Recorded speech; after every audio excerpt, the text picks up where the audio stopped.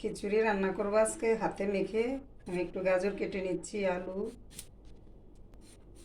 গাজরটা একটু ছিলে নিব। এখন আমি আলুটাও ছিলে নিব। এখন আমি বেগুন কেটে নেব খিচুড়ির সাথে খাওয়ার জন্য। চাক চাক করে ভাজি করব।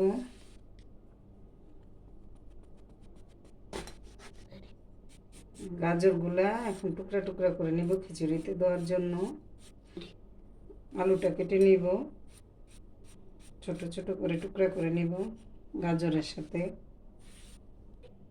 বেগুনগুলো এখন ধুয়ে নিব। গাজর আলু এখন ধুয়ে নিব। চালগুলি এখন ডেকচিতে দিয়ে দিব, ধুয়ে রেখেছিলাম। গাজর আলু দিয়ে দিব,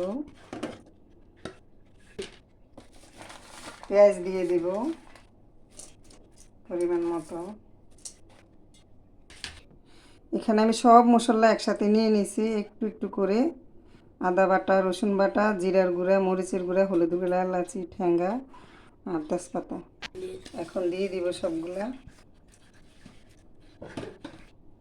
এখন আমি সরিষার তেল দিয়ে দিব। এখন আমি হাতে মেখে নিব।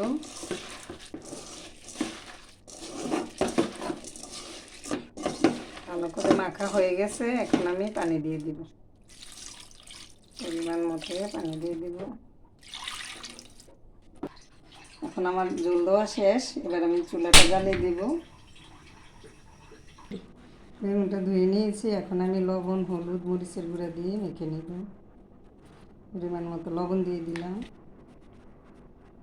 1 চামচ হলুদের গুঁড়া দিয়ে দিলাম, 1/2 চামচ মরিচের গুঁড়া দিয়ে দিলাম, 1/2 চামচ ধনিয়ার গুঁড়া দিয়ে দিব।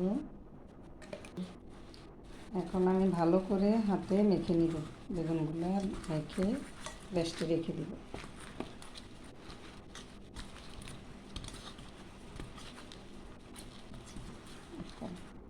বেগুনগুলো আমি মাখিয়ে নিয়েছি ভালো করে। এখন আমি রেস্টে রেখে দিব।